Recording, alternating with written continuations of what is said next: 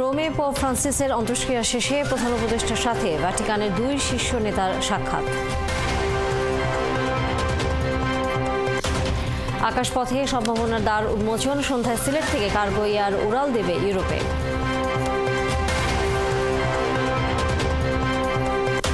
ঐকমত্য কমিশনের সাথে গণসংহতির বৈঠক, জবাবদিহিতার সংস্কৃতি থাকা উচিত, মন্তব্য জুনায়েদ সাকিব। ধর্ষণের শিকার হয়ে আত্মহত্যা করা লামিয়ার ময়নাতদন্ত শেষ, 24 ঘন্টার মধ্যে অপরাধীদের বিচারের দাবি পরিবারের। পূর্ব সংকেত ছাড়াই ঝিলমের পানি ছেড়েছে ভারত, যে কোনো মূল্যে পানির অধিকার রক্ষা করতে চায় পাকিস্তান।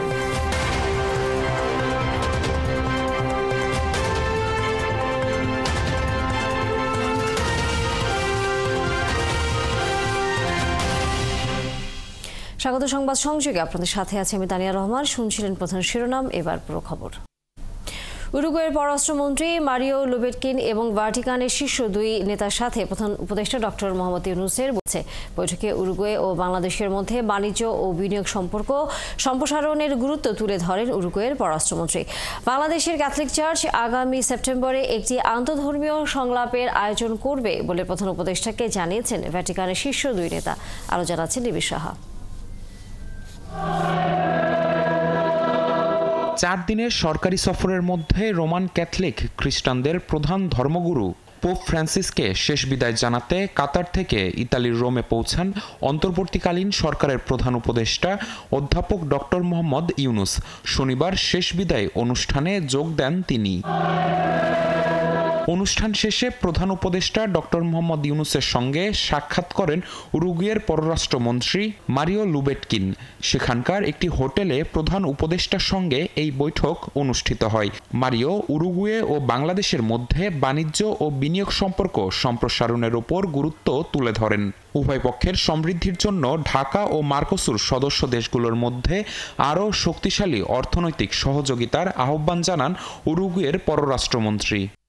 এদিকে ভ্যাটিকানের শীর্ষ নেতাদের সঙ্গে ডক্টর মোহাম্মদ ইউনূসের বৈঠক অনুষ্ঠিত হয়। কার্ডিনাল সিলভানো মারিয়া টমাসি ও কার্ডিনাল জ্যাকব কুভাকাদ শনিবার রোমে পোপ ফ্রান্সিসের অন্ত্যেষ্টিক্রিয়ার অনুষ্ঠান শেষ হওয়ার পর প্রধান উপদেষ্টার সঙ্গে আলাদাভাবে সাক্ষাৎ করেন। তারা পোপ ফ্রান্সিসের আজীবন দারিদ্র্য বিমোচন এবং প্রান্তিক মানুষের অধিকারের পক্ষে কাজ করার মিশন, যুদ্ধ ও পারমাণবিক অস্ত্রবিহীন একটি বিশ্ব গড়ার স্বপ্নের কথা আবারও স্মরণ করেন। এ সময় কার্ডিনাল কুভাকাত জানান, বাংলাদেশের ক্যাথলিক চার্চ আগামী সেপ্টেম্বর মাসে একটি আন্তঃধর্মীয় সংলাপের আয়োজন করবে, যেখানে বিভিন্ন ধর্মের নেতারা অংশ নেবেন। বিপরীতে অধ্যাপক ইউনূস বাংলাদেশের ধর্মীয় সংলাপ অব্যাহত রাখার গুরুত্বের ওপর জোর দেন। তিনি দেশের ধর্মীয় সম্প্রীতির ঐতিহ্য ও অন্তর্বর্তীকালীন সরকারের পক্ষ থেকে জাতিগত, ধর্মীয়, বর্ণগত এবং লিঙ্গগত ভেদাভেদ ছাড়াই সকল নাগরিকের অধিকার রক্ষার প্রচেষ্টার কথাও উল্লেখ করেন। নিবিড় সাহা, ৭১, ঢাকা। সিলেট ওসমানী আন্তর্জাতিক বিমানবন্দর থেকে মালবাহী বিমান চলাচলের মধ্য দিয়ে এই অঞ্চলের শিল্প মালিকদের জন্য ব্যবসায়িক ক্ষেত্রে নতুন মাত্রা বয়ে আনবে বলে মন্তব্য করেছেন মেক্সিকোয় নিযুক্ত বাংলাদেশের রাষ্ট্রদূত এম মুশফিকুল ফজল আনসারি।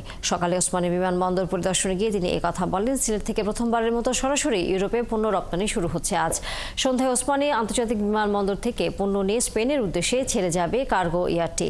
এর প্রস্তুতি দেখতে সেখানে যান বেবিজ চেয়ারম্যান মঞ্জুর কবির ভুইয়া সহ মেক্সিকোর বাংলাদেশের রাষ্ট্রদূত এম মুশফিকুল ফজল আনসারি। এ সময় বেবি চেয়ারম্যান জানান, প্রথম ফ্লাইটের জন্য কার্গো চেক ইন এবং নিরাপত্তা মোতায়েন সহ সব প্রস্তুতি শেষ হয়েছে। সন্ধ্যায় ইউরোপগামী প্রথম আন্তর্জাতিক কার্গো এয়ারের আনুষ্ঠানিক উদ্বোধন করবেন বাণিজ্য এবং বেসামরিক বিমান ও পর্যটন উপদেষ্টা শেখ বশিরউদ্দিন। কার্গো ফ্লাইটটি 60 টন পণ্য নিয়ে স্পেনের উদ্দেশ্যে ছেড়ে যাবে। সিলেট থেকে প্রথমবারের মতো সরাসরি ইউরোপে পণ্য রপ্তানি শুরুর আরও খবর নিয়ে যুক্ত হচ্ছেন সহকর্মী সাজিদ সরকার। সাজিদ, এই প্রথমবারের মতো সরাসরি ইউরোপের পণ্য রপ্তানি শুরু হচ্ছে, এ নিয়ে সেখানকার সংশ্লিষ্ট কর্মকর্তারা কি জানাচ্ছেন?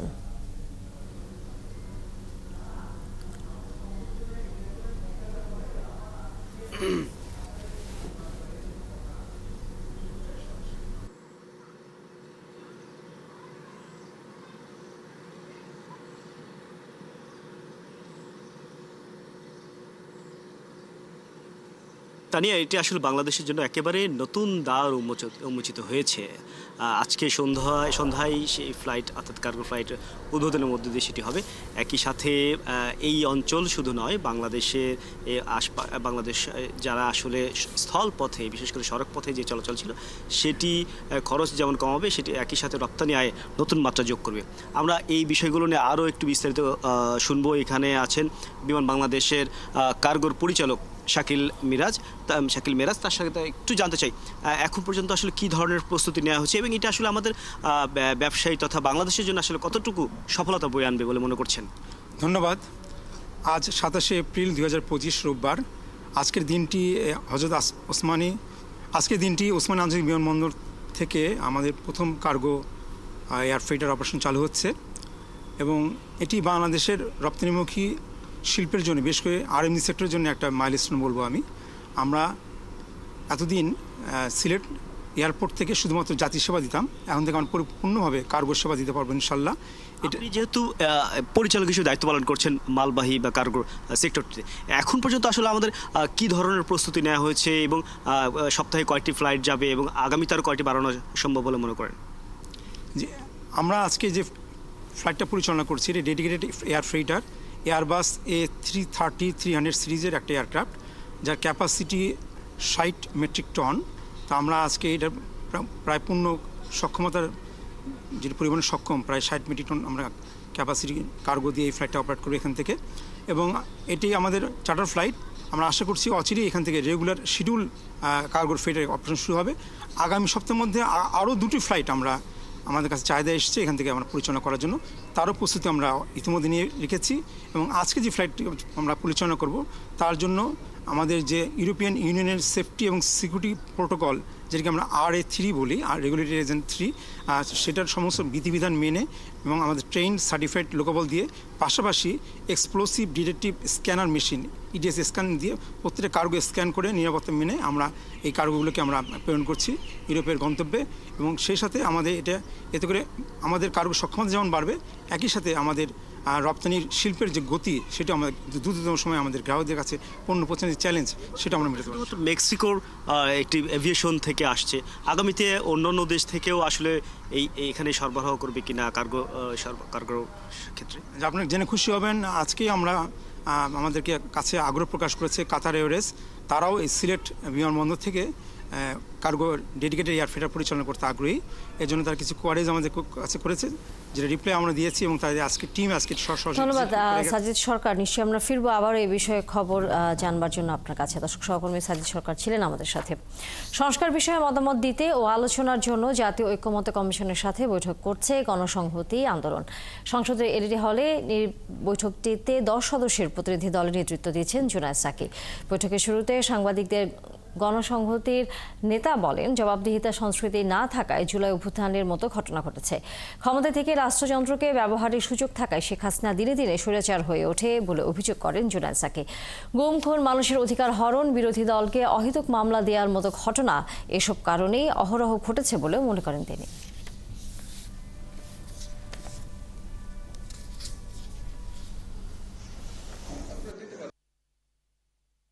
যতগুলো প্রস্তাব এসছে, সেখানে স্টেক হোল্ডারদের ঐক্যমত্য যেগুলোতে তৈরি হবে, সেটাই জাতীয় সনদ এবং একটা জুলাই সনদ আকারে হাজির হবে।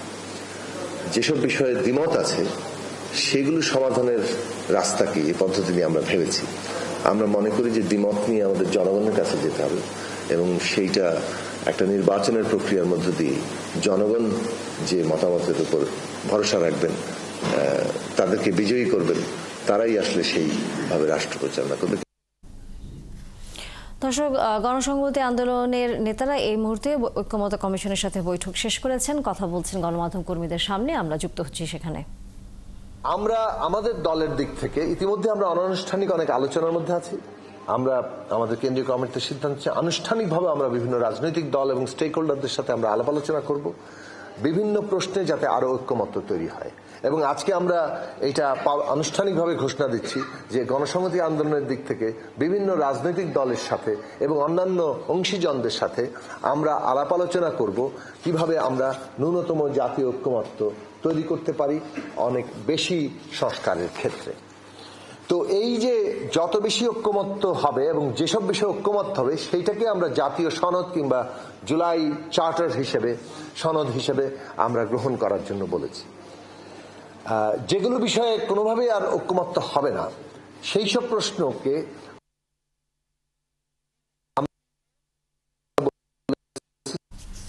দর্শক, আমরা এতক্ষণ সরাসরি গণসংহতি আন্দোলনের নেতা জুনায়েদ সাকির বক্তব্যে ছিলাম। চলতি মাসের শেষে অথবা আগামী মাসের শুরুতে শেখ হাসিনার বিচার শুরু হবে, এমন কথা জানিয়েছেন প্রধান উপদেষ্টা ডক্টর মোহাম্মদ ইউনূস।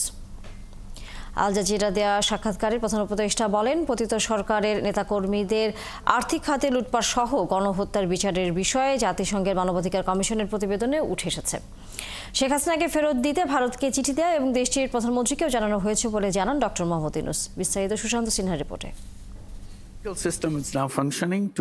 কাতার ভিত্তিক গণমাধ্যম আল জাজিরার সাথে সাক্ষাৎকারে বাংলাদেশের নির্বাচন সংস্কার, পতিত শেখ হাসিনা সরকারের অনিয়ম দুর্নীতির বিচার সহ সাম্প্রতিক চীন সফর নিয়ে কথা বলেন বাংলাদেশের প্রধান উপদেষ্টা doctor Mohammad Yunus. The legal system is now functioning to bring them to trial. So the trial thing will start very soon, probably at the end of this month or the beginning of next month. পতিত শেখ হাসিনা সরকার হত্যা, গুম সহ মানবাধিকার লঙ্ঘনের যেসব ঘটনা ঘটিয়েছে তার প্রমাণ উঠে এসেছে জাতিসংঘের মানবাধিকার বিষয়ক প্রতিবেদনে। ট্রাইব্যুনালের তদন্ত শেষে চলতি মাসের শেষে অথবা আগামী মাসের শুরুতে শেখ হাসিনার বিচার শুরুর কথাও জানান প্রধান উপদেষ্টা।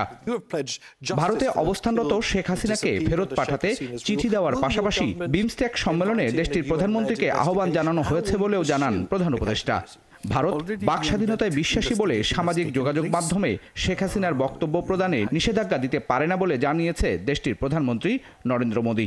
Where all the BIMSTEC heads of governments were there, including Prime Minister Modi. I had a discussion with Prime Minister Modi and I made it very clear that, okay, if you want to keep her, that probably is not something that I can settle with you.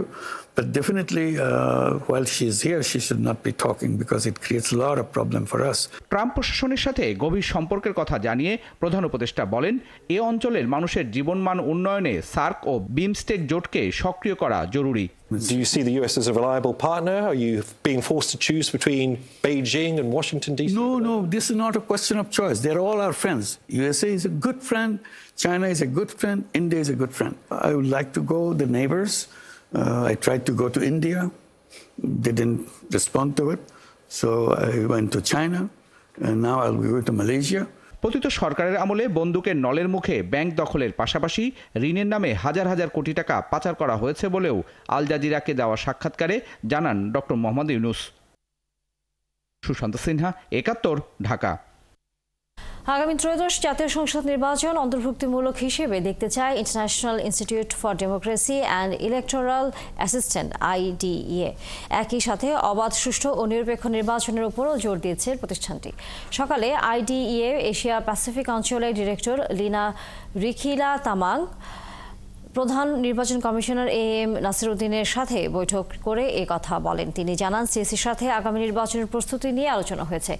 একই সাথে সংস্কার কাজের অগ্রগতিও জানিয়েছেন প্রধান নির্বাচন commissioner. বর্তমান কমিশনের দায়িত্ব মানুষের প্রত্যাশা অনুযায়ী নির্বাচনের আয়োজন করা, এর মধ্য দিয়ে দেশের গণতন্ত্র পুনঃপ্রতিষ্ঠা হবে বলেও আশা করেন লিনা রিখিলা তামাং।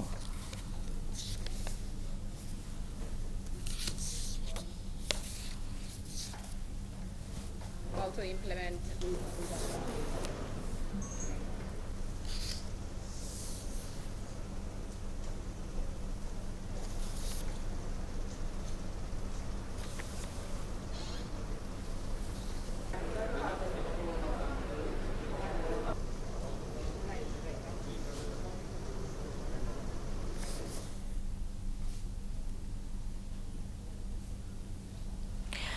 ধর্ষণের শিকার হয়ে আত্মহত্যা করা লামিয়ার ময়নাতদন্ত শেষ হয়েছে। 24 ঘন্টার মধ্যে অপরাধীদের বিচারের দাবি জানিয়েছে পরিবার। সকালে সোহরাওয়ার্দী মেডিকেলে তার ময়নাতদন্ত করা হয়।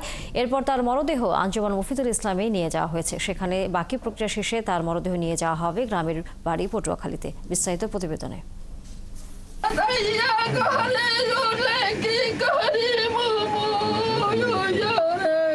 আহাজারি থামছে না বৃদ্ধা রাবেয়া বেগমের। জুলাই অভ্যুত্থানে ছেলে জসিম হাওলাদারকে হারিয়েছিলেন। এবার আহাজারিতে যুক্ত হয়েছে কলেজ পড়ুয়া নাতনি লামিয়ার আত্মহননের আর্তনাদ। দাদা সোবহান হাওলাদারও ভেঙে পড়েছেন শোকে। পটুয়াখালীর দুমকির রাজগঞ্জের পাঙ্গাশিয়া গ্রামে দাদার বাড়িতে বাবার কবরের পাশে চলছে লামিয়ার কবর ঘোরার প্রস্তুতি।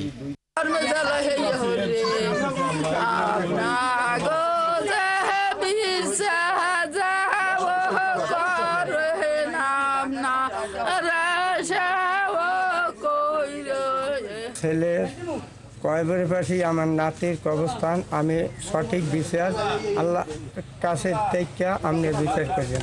সামাজিক ও মানসিক চাপে আত্মহত্যার পথ বেছে নিয়েছেন লামিয়া। ধারণা স্বজনদের। প্রতিবেশীরাও লামিয়ার ধর্ষণ ও আত্মহত্যায় প্ররোচনাকারীদের দ্রুত বিচার দাবি করেছেন। এই যে সামাল না হইয়া এই বিষয়টা যেন হয়, এই জন্য আমরা দুঃখিত। এই বিষয়টা যেন তাড়াতাড়ি হয়। ঢাকায় তো মানুষে এটা ওটা কইছে, ধরেন ওই লজ্জার কারণে ও নিজে মরার করছে। আল্লাহ নিয়েছে নিয়ে দুঃখ না, কিন্তু আরও যেন সাজা দিয়ে নিতে হয়। গত 18 মার্চ বাবার কবর জিয়ারত করে দাদা বাড়ি থেকে নানা বাড়ি যাবার পথে ধর্ষণের শিকার হন লামিয়া।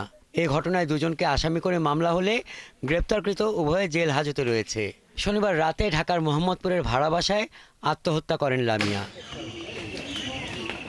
হাসান আহমেদ, ৭১। মাগুরায় আলোচিত শিশু ধর্ষণ ও হত্যা মামলার বাদী ও শিশুটির মা আয়শা আক্তার, প্রতিবেশী জলি খাতুন, অসুস্থ আসিয়াকে বহনকারী ভ্যান চালক রুবেলের সাক্ষ্য নিয়েছে আদালত। সাক্ষ্য গ্রহণ শেষে ২৮ এপ্রিল মামলার পরবর্তী দিন ধার্য করেছে নারী ও শিশু নির্যাতন ট্রাইব্যুনাল আদালতের বিচারক এম জাহিদ হাসান। সকাল ১০টা ২৫ জেলা নারী ও শিশু নির্যাতন দমন ট্রাইব্যুনালে সাক্ষ্য গ্রহণ শুরু হয়। এর আগে গত ১৩ এপ্রিল মামলার চার্জশিট আদালতে জমা দেয় পুলিশ। এরপর ২৩ এপ্রিল মামলার চার্জ গঠন করা হয়। পরে ৬ মার্চ মাগুরা সদরে বোনের বাড়িতে বেড়াতে ধর্ষণের শিকার হয় শিশুটি। এরপর ১৩ মার্চ রাজধানীর সম্মিলিত সামরিক হাসপাতালে চিকিৎসাধীন অবস্থায় শিশুটির মৃত্যু হয়। পরে শিশুটির বোনের শ্বশুর হিটু শেখ সহ ৪ জনকে আসামি করে মামলা দায়ের করে শিশুটির মা। এরই মধ্যে ১৬৪ ধারায় জবানবন্দি দিয়েছে আসামি হিটু শেখ।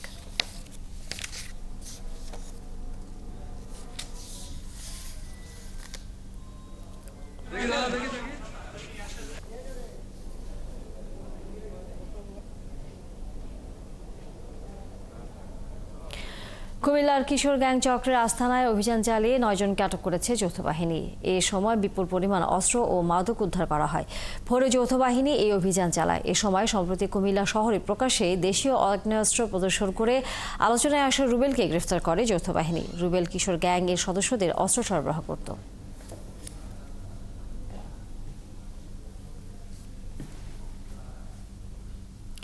দর্শক, এই মুহূর্তে আমরা সচিবালয়ে যুক্ত হচ্ছি, সেখানে কথা বলছেন জ্বালানি উপদেষ্টা। আমরা সরাসরি যুক্ত হচ্ছি। আমাদের তো যেহেতু ব্যানার এসডিবিসিতে চালু ছিল, ওইখান থেকে পাওয়া ১৩২ কেবি এবং আমাদের যে ২৩০ কেবি ঝিনাইদহ খুলনা সাউথ লাইন আছে, এখান থেকে পাওয়ার যাওয়া শুরু করলো। দ্যাট ইজ 22 to 25 মিনিটস এর যাওয়া শুরু করলো খুলনা থেকে। যে ওদিকে স্যার খুলনার বিভিন্ন বিদ্যুৎ কেন্দ্রেতে অলরেডি লোড দেওয়া শুরু করলো। আর এদিকে স্যার আমাদের যে বাইরের টাইম কিন্তু আমাদের যেটা লাইন ঠিক করছিল ওইটাও কিন্তু চালু হয়েছে। আমি ওইটা গোপালগঞ্জ না, সেটাই তো তোমার তো আগে তুমি আমি ওনারা আমার কথা ভালো বুঝবে। তো প্রথম হচ্ছে যে এটা ফল্ট হলো, তারপরে ফল্ট হয়ে এটা ওই যে বিদ্যুৎ কেন্দ্রগুলোর উৎপাদন বন্ধ করে দিল। তখন ওনারা যেটা করলেন, ওই যে ভেড়ামারা থেকে একটা সংযোগ দেওয়ার ছিলই, ওটাকে চালু করলেন। আচ্ছা, আরেকটা হচ্ছে যে এর মধ্যে ওই ফল্টটাও হয়ে কারেক্টেড হয়ে গেল। সেটা কতক্ষণে লাগলো? মোটামুটি 40 মিনিটের মধ্যে সেটা কাটলো। কিন্তু এখন যেটা সমস্যা হয়ে গেল সেটা হলো মানে এরপরে কয়টা পাওয়ার প্ল্যান্ট বন্ধ ছিল বলো? ওদিকে পায়রা চলতেছিল, পায়রাও বন্ধ হয়ে গেছিল। পায়রা চলতেছিল, রামপাল চলতেছিল। আমি বলিনি এটা বন্ধ হয়েছে। এই যে 7টা পাওয়ার প্ল্যান্ট বন্ধ হয়েছে। 7টা পাওয়ার প্ল্যান্ট। আমি বলি পাওয়ার প্ল্যান্টে 2277 এটাও দিয়ে দিও, ফটোকপি দিয়ে, এটাও গ্রুপে দিয়ে দাও, এটাও গ্রুপে দিয়ে দাও। আচ্ছা আচ্ছা, আমি বলি যে রামপালের এটা। দর্শক, আমরা এতক্ষণ সরাসরি সচিবালয়ে যুক্ত ছিলাম, সেখানে জ্বালানি উপদেষ্টা কথা বলছিলেন গণমাধ্যম কর্মীদের সামনে। বিচার প্রার্থীদের ভোগান্তি কমাতে চট্টগ্রাম আদালতে হাইকোর্ট বেঞ্চ স্থাপনের দাবি জোরালো হচ্ছে। দীর্ঘদিন ধরে চট্টগ্রামের আইনজীবী, পেশাজীবী, সাংবাদিক সহ সর্বস্তরের মানুষ এই দাবিতে আন্দোলন করছে। তারা অভিযোগ করেন, চট্টগ্রামকে নামে মাত্র বাণিজ্যিক রাজধানী ঘোষণা করা হলেও বাণিজ্যিক রাজধানীর কোনো ধরনের অবকাঠামো চট্টগ্রামে নেই। দেশের ক্রমবর্ধমান জনসংখ্যা ও মামলার জট এবং সময় অর্থনৈতিক সাশ্রয়ের কথা বিবেচনা করে দ্রুত সময়ে চট্টগ্রামের পূর্ণাঙ্গ বেঞ্চ স্থাপন করা জরুরি হয়ে উঠছে বলে মনে করছেন চট্টগ্রামের নাগরিক সমাজ। চট্টগ্রাম থেকে সাইফুল ইসলাম শিল্পীর রিপোর্ট। যুগ যুগ ধরে বিচার পাওয়ার জন্য সারা দেশ থেকে ঢাকায় উচ্চ আদালতে আসতে হয় বিচার প্রার্থীদের। মামলায় জট শুধু নিম্ন আদালতে নয়, দেশের উচ্চ আদালতকেও স্থবির করে দিচ্ছে। এই অবস্থায় পরিবর্তিত পরিস্থিতিতে সংবিধান সংস্কার কমিশন কর্তৃক দেশের উচ্চ আদালতের বিকেন্দ্রীকরণের উদ্দেশ্যে দেশের সব বিভাগে হাইকোর্টের স্থায়ী আসন প্রবর্তনের সুপারিশ করেছে। শনিবার চট্টগ্রামে অনুষ্ঠিত সাংবাদিক ও আইনজীবীদের এক মতবিনিময় সভায় চট্টগ্রামে মামলার জট কমাতে হাইকোর্টের বেঞ্চ স্থাপনের গুরুত্ব তুলে ধরেন আইনজীবী নেতা, সাংবাদিক ও বিভিন্ন শ্রেণী পেশার মানুষ। এ নিয়ে চট্টগ্রাম প্রেস ক্লাব মিলনায়তনে আয়োজিত মতবিনিময় সভায় বক্তারা বলেন, চট্টগ্রামে প্রায় 3 কোটি মানুষের বসবাস, ছোট বড় মিলিয়ে কয়েক হাজার শিল্প কারখানা, দেশি বিদেশি প্রতিষ্ঠান, কিন্তু প্রতিদিন এখানকার শত শত মানুষ উচ্চ আদালতে মামলার জন্য ঢাকায় যেতে হয়। এতে ভোগান্তি বাড়ে মানুষের। কোনো একটা মামলা সংক্রান্তে একবার যদি ঢাকায় গিয়ে থাকেন, তাহলে কি রকম হয়রানির শিকার হয়েছে আপনারা নিজেরাই বুঝবেন। করা হচ্ছে, খোলা চুক্তি করা হচ্ছে, এগুলো আসলে সম্পূর্ণ অবান্তর। সুতরাং স্থায়ী বেঞ্চ দরকার। সংস্কারের যে প্রয়োজন আছে, এই সংবিধান সংশোধনের প্রয়োজন আছে, এটা কিন্তু আজকে 53 বছরে হয়নি। এখন অন্তত সংস্কার কমিশন হয়েছে, সংস্কার কমিশনকে একটা প্রস্তাব দিয়েছে। এই সময়ে আমাদের সবার সবচেয়ে প্রয়োজন। আইনজীবী নেতারা বলেন, একদিকে হাইকোর্টে হাজার হাজার মামলার জট তৈরি হচ্ছে, অন্যদিকে অর্থের কারণে দেশের প্রত্যন্ত অঞ্চলের মানুষ বিচারের আশায় উচ্চ আদালতে যেতে পারে না।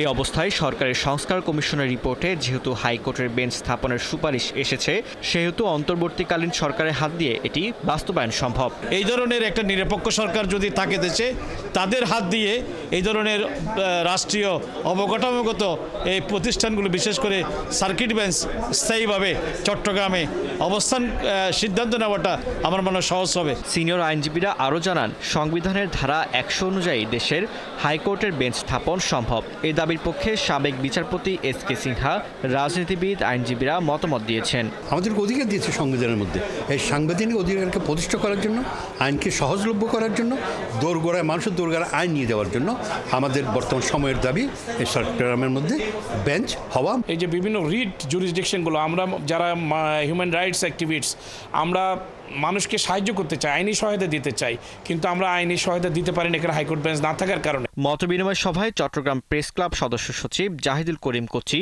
চট্টগ্রাম মেট্রোপলিটন সাংবাদিক ইউনিয়নের সভাপতি মোহাম্মদ শাহ নওয়াজ, সিনিয়র সাংবাদিক কাজী আবুল মনসুর সহ বিপুল সংখ্যক আইনজীবী, সাংবাদিক ও বিভিন্ন পেশার মানুষ উপস্থিত ছিলেন। ফারদিন নীরব, ৭১। রাজশাহী সহ উত্তরাঞ্চলের উপর দিয়ে বইছে তাপপ্রবাহ। গ্রীষ্মের শুরু থেকে তীব্র গরমে নাকাল উত্তর জনপদের মানুষ। পরিবেশ বিজ্ঞানীরা বলছেন, এত গরম পড়ছে বৈশ্বিক জলবায়ু পরিবর্তনের কারণে। প্রকৃতির স্বাভাবিক ভারসাম্য হারিয়েছে। মেহেদী হাসানের তোলা ছবিতে রাশিদুল হক রুশুর প্রতিবেদন। ভৌগোলিকভাবে পদ্মা নদীর অবস্থান উত্তর জনপদের ঠিক দক্ষিণে, তাই এই নদী এই অঞ্চলের তাপমাত্রা শীতল রাখতে পারত, কিন্তু হয়নি, কারণ নদীর বুক চিরে গড়ে উঠেছে ধুধু বালুচর। এটি উত্তরের তাপমাত্রা বৃদ্ধির অন্যতম কারণ। এই রাজশাহী শহরে যে বাতাসটা ঢুকে, আমরা জানি দক্ষিণ দিক থেকে বাতাসটা আসে, যেটা হচ্ছে একদম পদ্মা নদীর উপর দিয়ে আসে।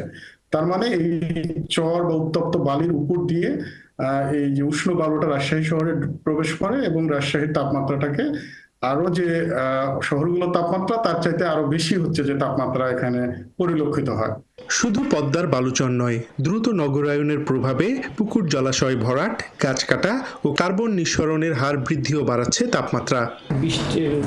বৃষ্টিপাত যদি দেরিতে আসে, মৌসুমি বায়ু দেরিতে আসে, তাহলে গরমের প্রভাবটা বাড়বে এবং লম্বা সময় ধরে চলবে।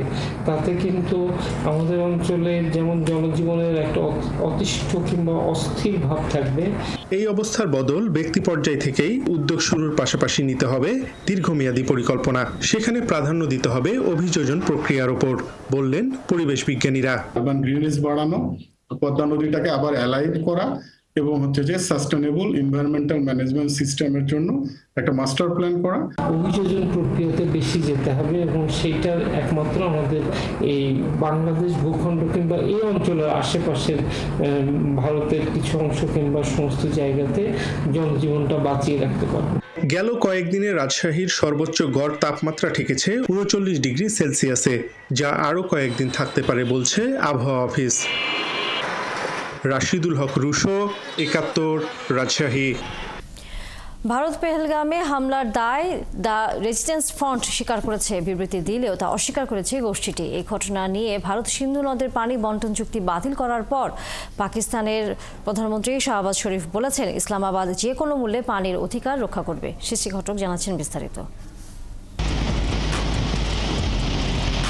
পাকিস্তানকে কোনো ধরনের পূর্ব সংকেত না দিয়েই আজাদ কাশ্মীরের মুজাফফরবাদে হাতিয়ান বালা এলাকায় ঝিলম নদীতে অতিরিক্ত পানি ছেড়ে দিয়েছে ভারত।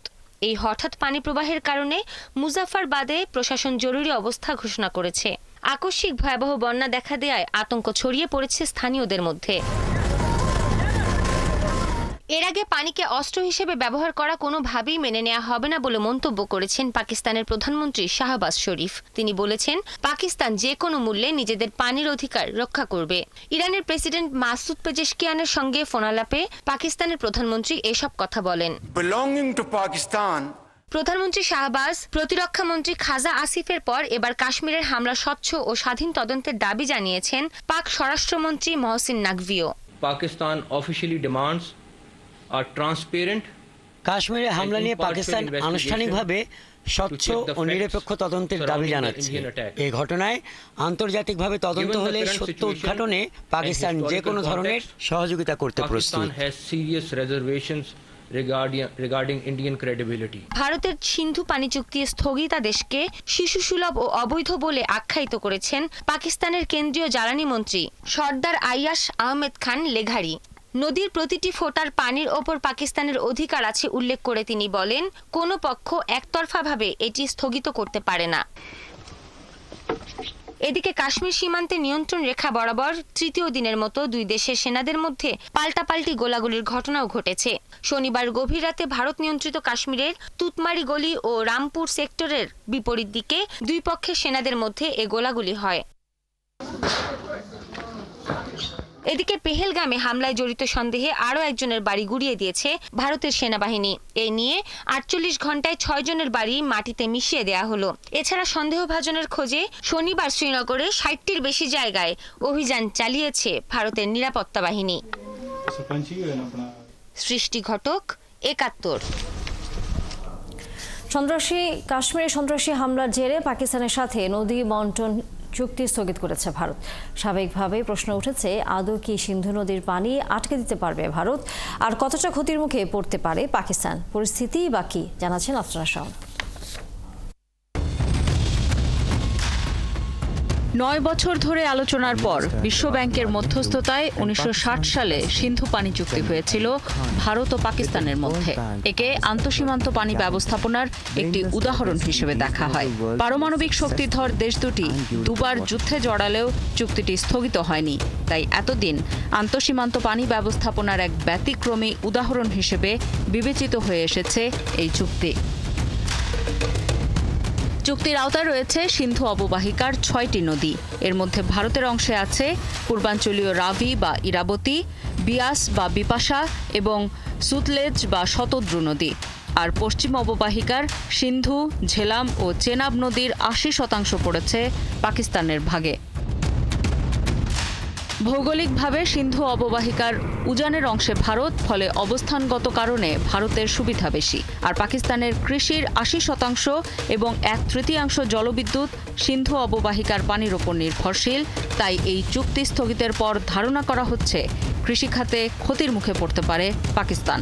আসলেই কি তাই? ভারত কি সিন্ধু নদীর পানি ধরে রাখতে পারবে, অথবা সিন্ধুর পানি অন্যদিকে প্রবাহিত করতে পারবে, যা থেকে পাকিস্তান বঞ্চিত হবে? বিশেষজ্ঞরা বলছেন, ভরা মৌসুমে পাকিস্তান অংশের নদীগুলোর হাজার হাজার কোটি ঘনমিটার পানি ধরে রাখা ভারতের পক্ষে প্রায় অসম্ভব। এত বিশাল পরিমাণ পানি ধরে রাখার মতো অবকাঠামো কিংবা পানি সরিয়ে নেয়ার মতো বিস্তৃত খালেরও অভাব রয়েছে ভারতের। South Asia network on dams, rivers and people বলছে, ভারতের অবকাঠামোর বেশিরভাগই নদী প্রবাহিত জলবিদ্যুৎ কেন্দ্র, যার জন্য বিশাল পানি সঞ্চয়ের প্রয়োজন হয় না। তবে ভারত এখন পানি ধরে রাখার জন্য কিংবা পানি সরিয়ে নেয়ার জন্য পাকিস্তানকে না জানিয়েই নতুন অবকাঠামো তৈরি করতে পারে। চুক্তি স্থগিতের কারণে অতীতের মতো ভারতকে এখন প্রকল্পের নথিপত্র পাকিস্তানকে দেখানোর প্রয়োজন পড়বে না। আরেকটি প্রশ্ন হলো, উজানের দেশ কি ভাটির দেশের প্রতি পানিকে হাতিয়ার হিসেবে ব্যবহার করতে পারে? এই পরিস্থিতিকে অনেক সময় জলবোমা হিসেবে বর্ণনা করা হয়, যেখানে উজানে অবস্থিত দেশটি হঠাৎ পানি আটকে রেখে পরে একসঙ্গে ছেড়ে দেয়, যা ভাটির দেশে ব্যাপক ক্ষয়ক্ষতির কারণ হতে পারে। এ বিষয়ে বিশেষজ্ঞরা বলছেন, ভারত এমনটা করলে প্রথমে তার নিজের ভূখণ্ডই বন্যার ঝুঁকিতে পড়বে, কেননা বেশিরভাগ বাঁধ পাকিস্তান সীমান্ত থেকে অনেক দূরে। তবে পূর্ব সতর্কতা ছাড়া নিজের জলাধার থেকে কাদামাটি ছেড়ে দিতে পারবে, যা ভাটিতে থাকা পাকিস্তানের বড় ধরনের ক্ষতির কারণ হতে পারে। আফসানা শাওন, ৭১। ভারতের গুজরাট রাজ্যের আহমেদাবাদ এবং সুরাটের দুটি প্রধান শহরে অবৈধভাবে বসবাসকারী ১০২৪ বাংলাদেশি নাগরিককে গ্রেফতার করা হয়েছে। শনিবার ভোর ৩টা থেকে শুরু হওয়া অভিযানে তাদেরকে গ্রেফতার করা হয় বলে দাবি করেছে গুজরাট পুলিশ। তাদের মতে আহমেদাবাদ থেকে ৮৯০ জন এবং সুরাট থেকে ১৩৪ জনকে গ্রেফতার করা হয়েছে। আহমেদাবাদের এক সিনিয়র কর্মকর্তা বলেন, শনিবার ভোর ৩টা থেকে Ahmedabad crime branch, SOG, EW zone ৬ এবং সদর দপ্তরের দলগুলোর সাথে একযোগে আহমেদাবাদ শহরে অবৈধভাবে বসবাসরত বিদেশি অভিবাসীদের গ্রেফতার করতে চিরুনি অভিযান পরিচালনা করেছে। এই অভিযানে ৮০০-র বেশি সন্দেহভাজন অভিবাসীকে গ্রেফতার করা হয়েছে।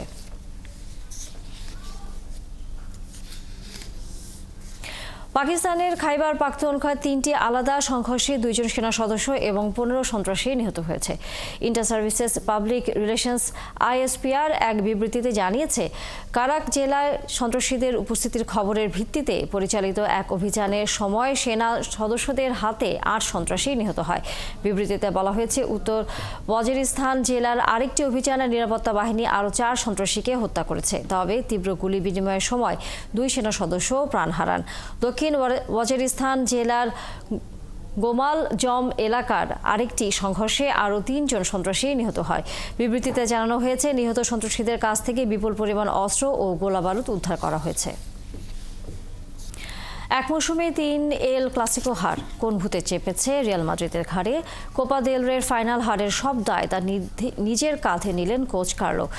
ম্যাচের শেষ দিকে রিয়ালের ৩ ফুটবলার লাল কার্ড দেখালেও রেফারিং নিয়ে কোনো মন্তব্য করেননি রিয়াল কোচ। মেহেদী নাইমের রিপোর্ট। রিয়াল মাদ্রিদকে ভয় পায় গোটা দুনিয়া, আর সেই রিয়াল ভয় পায় কেবল বার্সাকে। মৌসুমে তৃতীয়বারের মতো ফরাসি কিংবদন্তি থিয়েরি হেনরির এই কথা প্রমাণ করলো কিলিয়ান এমবাপেরা। লাল নীল জার্সিটা দেখলেই বাঘ যেন হয়ে যায় বিড়াল। স্তাদিও দে লা কার্তুহায় ডেডলি রিয়াল। ম্যাডলি লামিনি ইয়ামালরা উঁচিয়ে ধরল কোপা দেল রের ৩২ নম্বর শিরোপাটা। নিউ হেয়ার স্টাইলে ওয়ান্ডার বয় লামিনি ইয়ামালের চোখে রঙিন চশমা। ততক্ষণে বার্সার রাস্তায় উৎসব শুরু হয়ে গেছে। ম্যাচে কে কয়টা গোল কিভাবে করলো সেটা ইতিমধ্যে জেনে গেছে সবাই। যেটা জানিনি সেটা হচ্ছে রিয়াল ভক্তদের ক্রন্দন। ১১৬ মিনিটে জোস কুন্ডের এই গোল শুধু থিবু কর্তোর হাত ফসকে জালে প্রবেশ করেনি, ধমনীর শিরা উপশিরা ভেদ করে ঢুকে গেছে রিয়াল সমর্থকদের হৃৎপিণ্ডে। কালো আঞ্চলিকটি ভিনের সম্ভাব্য বিদায়টা যে রাঙানো হলো না। এমবাপ্পে কি প্রথমার্ধে খেলানো যেত, নাকি অতিরিক্ত সময়ে বার্সাকে পেনাল্টি না দেওয়াটাই হলো ওভারট্রাম্প? রেফারি নিয়ে অভিযোগ ছিল রিয়ালের। ম্যাচে 3-2 গোলে এগিয়ে থাকার পর লাল কার্ড পান রিয়ালের 3 তারকা জুড বেলিংহাম, আন্তোনিও রুডিগার ও লুকাস ভাস্কেজ। তিতা সত্য, ইনজুর্ড প্লেয়ারদের ভালো রিপ্লেসমেন্ট নেই রিয়ালের ডাগআউটে। আমরা সব দিক দিয়ে পিছিয়ে ছিলাম, আমাদের দায় পুরোপুরি নিতে হবে। এমবাপ্পেকে দ্বিতীয়ার্ধের জন্য রেখেছিলাম চমক দেখাবে বলে। রেফারিং নিয়ে কোনো মন্তব্য করব না। টানা বার্সার কাছে হার সত্যি হতাশাজনক। সুপার কোপার পর কোপা দেল রের শিরোপা হাতছাড়া, রিয়ালের সামনে লা লিগা শিরোপা হারানোর শঙ্কা, আর বার্সার ট্রেবলের স্বপ্ন পূরণে লা লিগা ও চ্যাম্পিয়ন্স লিগ জেতা বাকি হ্যান্সি ফ্লিকের দলটার। মেহেদি নাইম, ৭১। চলছে সংবাদ সংযোগ, সরাসরি সংবাদ অনুষ্ঠান দেখতে থাকুন ৭১ ফেসবুক পেজে এবং সাবস্ক্রাইব করুন ৭১-এর ইউটিউব চ্যানেল। থাকুন ৭১-এর সাথে।